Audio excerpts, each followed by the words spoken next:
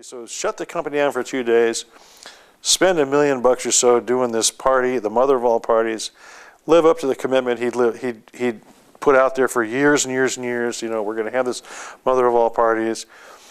People had a ball, and you know, it's my sense, I mean, that people probably, the old timers, if they're still there, still will remember it and talk about it. I mean, it became lore in the company. The spirit in the room was amazing, to have every single person in the company for that period of time, and then pour them back onto the airplanes and get them home and give them the day off for 1,800 people in a DSD organization that has to keep the lights on all the time. It's pretty cool, and it became legendary. And everybody came together celebrating one thing, and everybody. It wasn't like, oh, managers get to go. It wasn't like plant man. I mean, everybody, from the people who were mixing the ice cream in the back room to the CEO, are all doing the same things. There wasn't a VIP section. There was none of that. It's exactly who we were.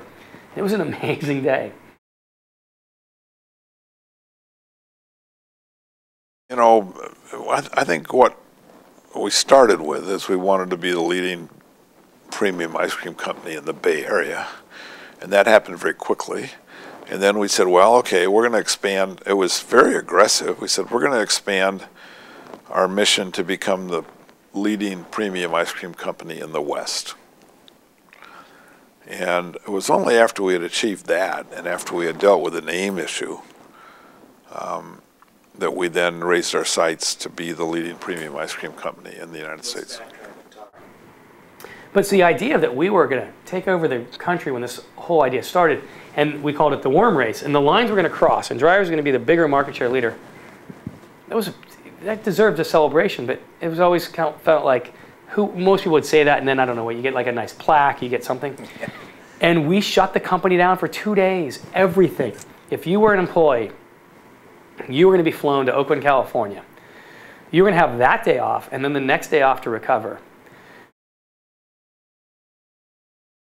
I can even still remember the excitement, not even knowing what was coming up, but we just knew this was a big deal because we talked for years before that when, you know, when we became the #1, we're going to have this big party and it's going to be something you've never seen. And being in the corporate office, we knew they were working on it and planning it, but everything was so secret.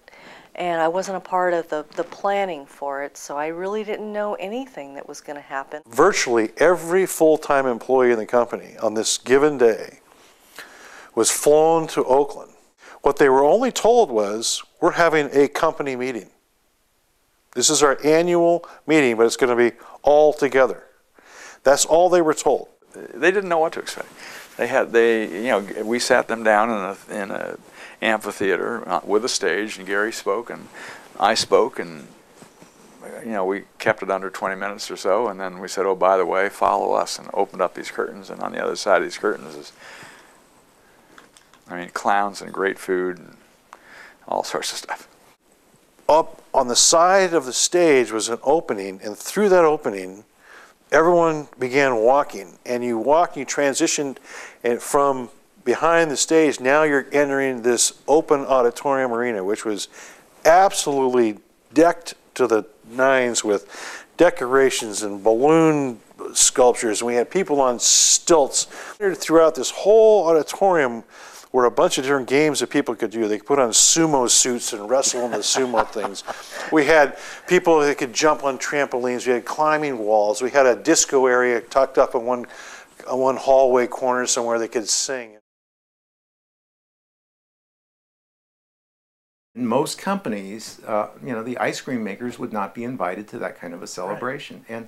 And so it was particularly rewarding for me, because between Tom Delaplane's group and my group, we were probably 80% of the people at that meeting, or at that party.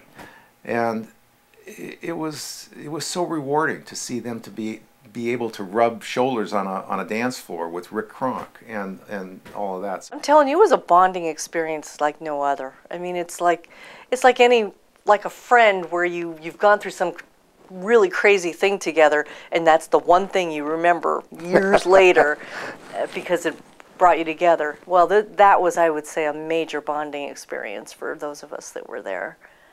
I really think so. That's the spirit that I remember around the whole thing, was that it was just so symbolic of the commitment that everyone had, and in my mind, particularly Rick and Gary had, to the mission, achieving the mission, and recognizing that we did that in a way that was very, extraordinarily fitting.